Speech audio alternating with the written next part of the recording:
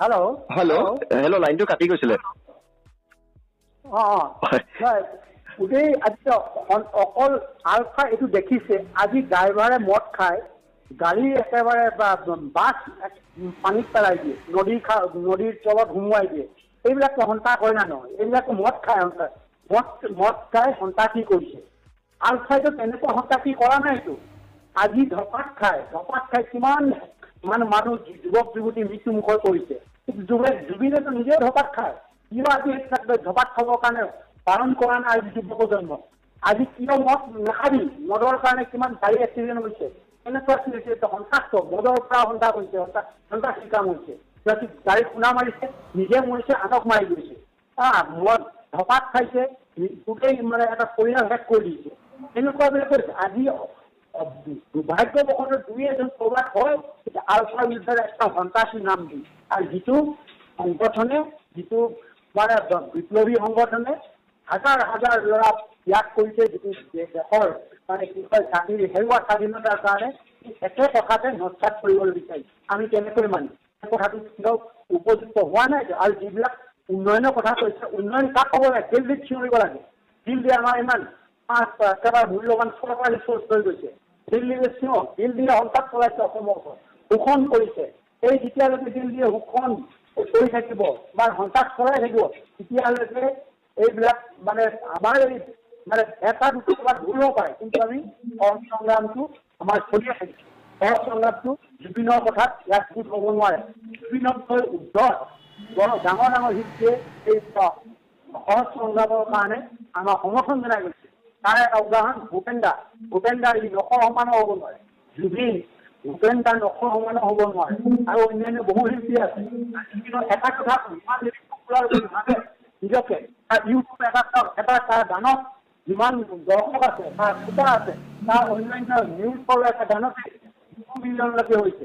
আছে জুবিনৰ এটা কোনোবা এটা জুবিন যদি ইমানেই মানে কি হয় গায়ক হয়, তেতিয়াহ'লে তাৰ কোনটো তাৰ গানত 2 মিলিয়ন মানে তাৰ ভিউৱাৰ আছে?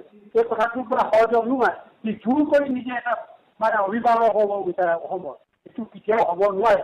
এটা সংগঠনৰ বিৰুদ্ধত সি অকলে কেতিয়াও থিয় দিব নোৱাৰে। আৰু যিসকলে তাৰ পক্ষ থাকে সেইসকল যুৱক, সেইসকলে গোটেই অসমৰ বুৰঞ্জী নাজানে, মানে অসমৰ ইতিহাস নজনা কৈ যাক এটা আৱেগত সমৰ্থন কৰাৰ নিচিনা হয়। আমি বাৰে বাৰে কৈছোঁ, ভুলৰ কাৰণে আমাক মানে সমালোচনা কৰক, আমাক শুধৰাই দিবলৈ চেষ্টা কৰক। তাৰ অৰ্থ নহয় যে আমাৰ নীতিটোকে ইহঁতে মানে মেইন ষ্ট্ৰীমলৈ এবাৰ তাৰ মূল সুঁতিলৈ আহিব লাগিব।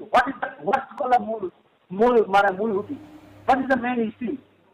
আমাৰ মেইন ষ্ট্ৰীম, আমি মেইন ষ্ট্ৰীমতে আছোঁ। অসমৰ স্বাধীনতা বিচৰা মানে এইটো মেইন ষ্ট্ৰীম।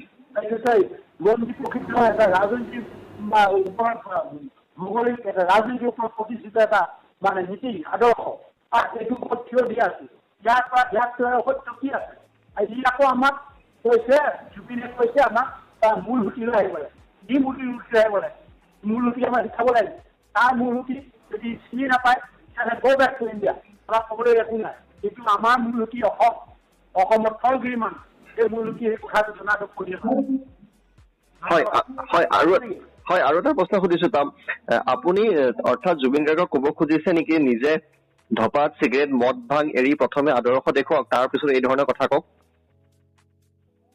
অৱশ্যে নহয়, যি ধৰণে কৈছে যে আদৰ্শৰ কথা কৈছে, এই আমুকৰ বিপ্লৱৰ কথা, প্ৰথমতে এইটো অৱশ্যে কওক যে গোটেই অসমত ৰেণুচা সৃষ্টি কৰক মদৰ বিৰুদ্ধে। মদৰ কাৰণে কিমান দৌৰ এক্সিডেণ্ট হৈছে, কিমান ঘৰ মানে শেষ হৈ গৈছে, কিমান যুৱক যুৱতী অকালতে মৃত্যু হ'ব লগা কৰিছে ধপাতৰ কাৰণে। এইটোতো সৰ্বজনবিদিত।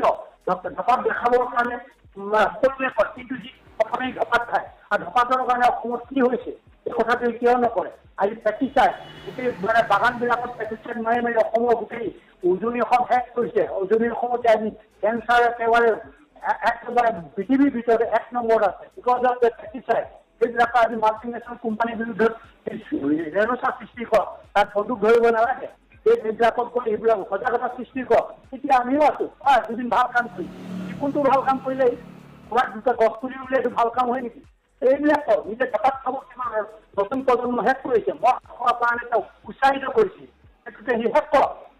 সেইটো মানে সেইটো বিপদ সৃষ্টি হয় তেতিয়া অসমৰ মানুহে ল'ব এইটো এটা ভাল পদক্ষেপ লৈছে কোনটো ভাল পদক্ষেপ মই ষ্টেজত উঠিব মদ খাই উঠিব এইটো ভাল অভ্যাস নেকি মদ খাই উঠি ষ্টেজত মানে উঠি আকৌ ল'ৰা বাকী যুৱ সমাজত মদ খাই গাড়ী চলাবলৈ ক'ব তাৰপিছত এক্সিডেণ্ট হ'ব এইবিলাক এবাৰ সন্ত্ৰাসী কাম এইবিলাকে সন্ত্ৰাসী কাম আমাৰ এইটো নীতিত এটা ভৰ বিষ কৰিছিল নীতিৰ ওপৰত প্ৰতিষ্ঠিত এটা নীতিৰ ওপৰত আগুৱাই গৈছিল আগুৱাই যাওঁতে ক'ৰবাত ভুল হ'ব পাৰে এইটো টেকনিকেল মিষ্টেক যিটো জানি শুনি কেলকুলেবল মিষ্টেক কৰিছে অসমৰ মানুহক ধপাত খাবলৈ শিকাইছে অসমৰ মানুহক ড্ৰাগছ খাবলৈ শিকাইছে অসমৰ মানুহক মদ খাবলৈ শিকাইছে তেতিয়া তাতটো আৰু কৰি যাবৰ কথা আছে নেকি সি কেনেকৈ হ'ল কেনেকৈ অসমৰ হত্যা পতা হ'ল তেতিয়া হ'ব নোৱাৰে আমি মানি ল'ব নোৱাৰে এইবিলাক কথা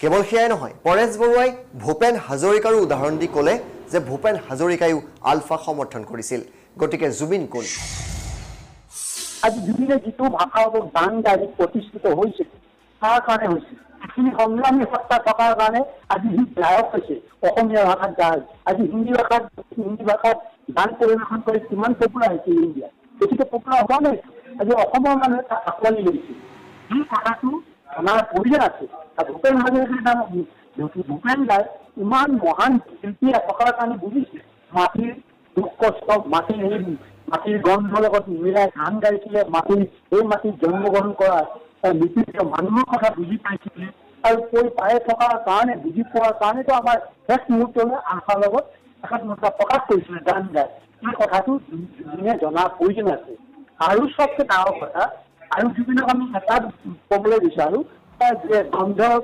গন্ধ পিয়লি ফুকন কুশল কোঁৱৰ জীৱন ফুকন জীৱন ধুলীয়া আৰু বহুত লোকে আদি কৰি কিহৰ কাৰণে সংগ্ৰাম কৰিছিলে কিহৰ কাৰণে সহস্ৰ সংগ্ৰামৰ বাছি লৈছিলে এই কথাবোৰ জনাৰ প্ৰয়োজন আছে আজি অসমত যদি আমাৰ যিটো ভূ ৰাজনীতিটো কোনো মানে ৰীতি নাথাকিলে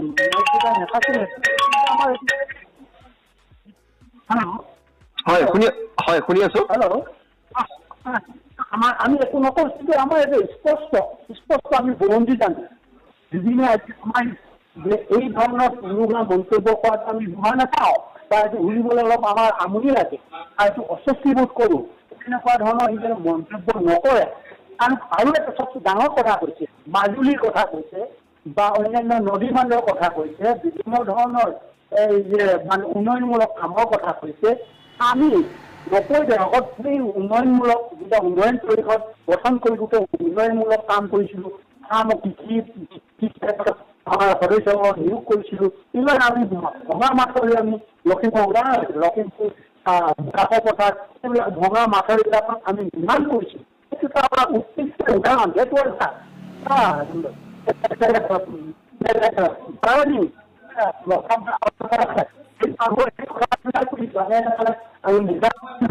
এতিয়া আমাৰ কথাটো নিদিলেতো আৰু একেবাৰে আমাক মানে 4-5টা ডিভিজন নমাই মানে ৰাজনীতিতে আমাক শেষ কৰিবলৈ চিন্তা কৰিলে তাৰ আগতে আমি গণতান্ত্ৰিক প্ৰক্ৰিয়া কিমানে কৈছে আমাক স্বাধীনতা লাগে আমাক নিজৰ এটা মানে অধিকাৰ লাগে সেইবিলাকতো চব মষিমুখ কৰিছে আমাৰ যিটো স্বাধীনতা বা গণতান্ত্ৰিকভাৱে যিবিলাক আমি উত্থাপন কৰিবলৈ গৈছিলোঁ সেইবিলাক আমাক কিন্তু গণতান্ত্ৰিক প্ৰক্ৰিয়া দিয়া নাই তাক মৰিয়াই সৈনিক নমাই বা আৰক্ষী প্ৰশাসন লগাই পুৰা আমাৰ দমন নিপীড়ন চলাই আমাৰ মুখ বন্ধ কৰি ৰাখিছিলে তাৰ উদাহৰণস্বৰূপে আমি যদি আপোনালোকক কওঁ ধৰক আছু আন্দোলনটো কেৱল মাত্ৰ আলফা টিকি আছিলে আলফাৰ কাৰণে আছু টিকি আছিলে এই কথাটো আপোনালোকে জনাৰ প্ৰয়োজন আছে আছু টিকি আছিলে লাষ্টলৈকে হওক নহওক মানে তথাকথিত হওক বা ফুল ফ্লেজড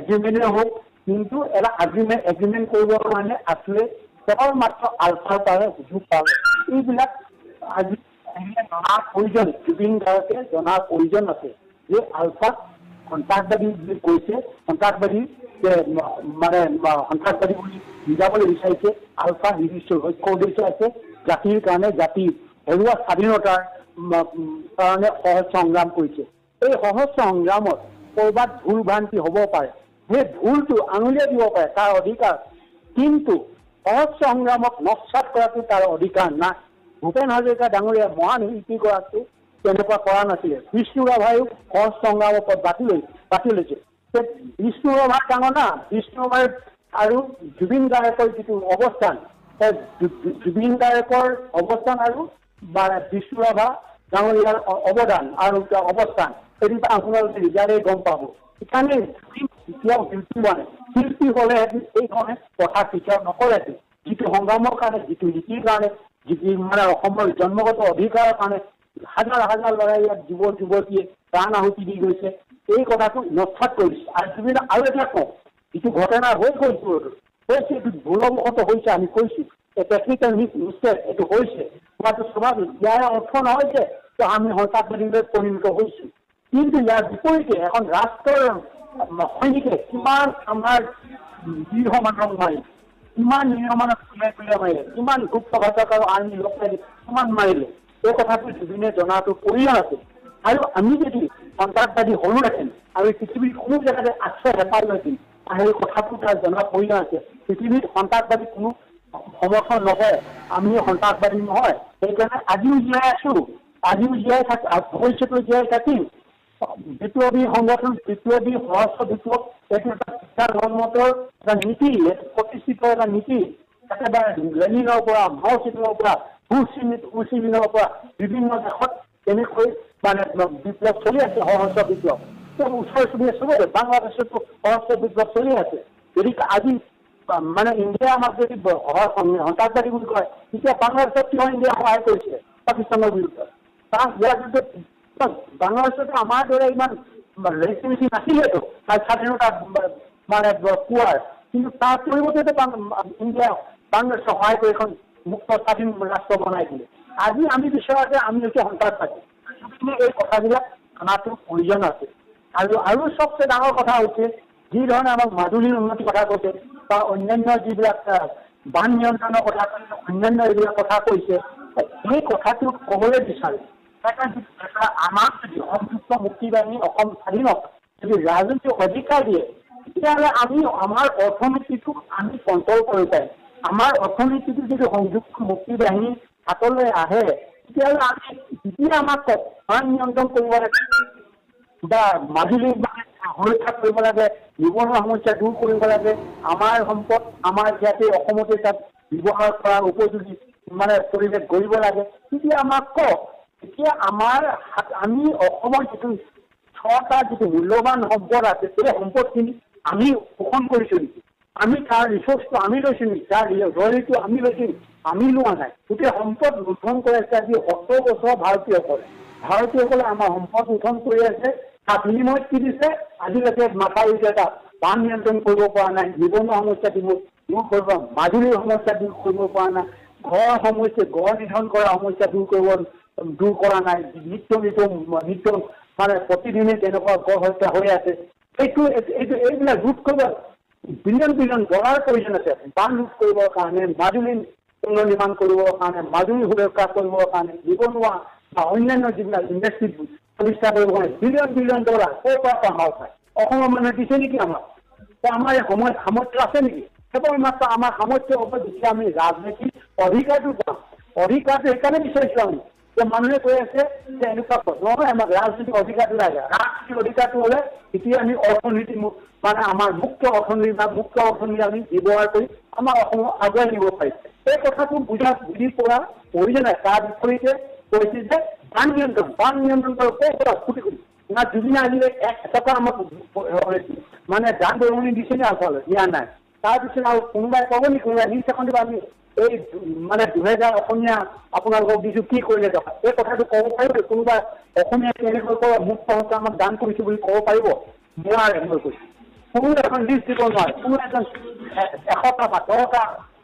অসমীয়া ক'ব লাগে যে মুক্ত হত্যা আমি দান কৰিছোঁ বুলি এই কথাবিলাক জুবিনে জনাটো প্ৰয়োজন আছে আৰু জুবিনৰ জ্ঞানশূন্য মানে জ্ঞানশূন্য হৈ এই প্ৰশ্নপান কৰিছে এই প্ৰশ্নপানবিলাক জুবিনৰ নিচিনা এজন গায়কে কৰাটো শোভা নাপায় আৰু কৰিছে বিভিন্ন এই যে ফটোৱা যিবিলাক টোটেল চেনেল আছে মই দেখিছোঁ 2-এটা সকলোকে ক'ব যোৱা নাই 2-এটা ফটোৱা চেনেলৰ যোগেদি এনেকুৱা ধৰণৰ মানে ব্যক্তিৰ দ্বাৰা এংকৰ কৰাইছে যেন সিহঁতে গোটেই অসমৰ বিষয়ে গোটেই পৃথিৱীৰ ইকনমিৰ কথা জানে পৃথিৱী গোটেই মানে বিপ্লৱৰ কথা জানে, এই ধৰণে যাতে নকৰে জুবিনে। আৰু জুবিনক আমি সেইকাৰণেই কৈছোঁ, জুবিনে জনাৰ প্ৰয়োজন আছে।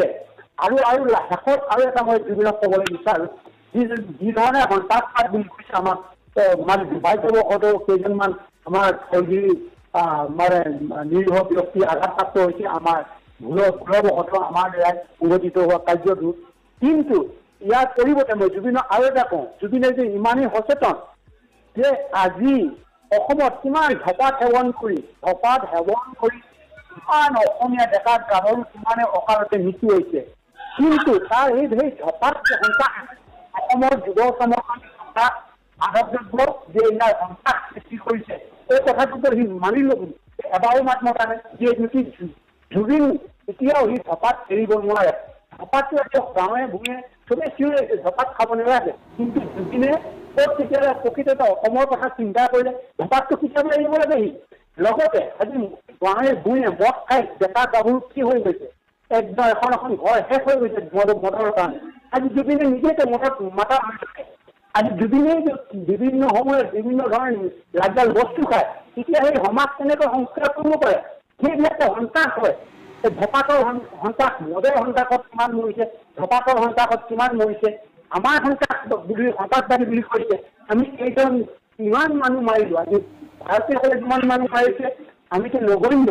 সেইবিলাক দেশৰ মাত্ৰ আমাৰ মাৰো বুলি নহয়, ইচ্ছাকৃত নহয়, ভুলবশতঃ কেইজনমান মানুহ মৃত্যুমুখত পৰিলে। এই কথাটো আমি মানি লৈছোঁ। কিন্তু ধঁপাত খায়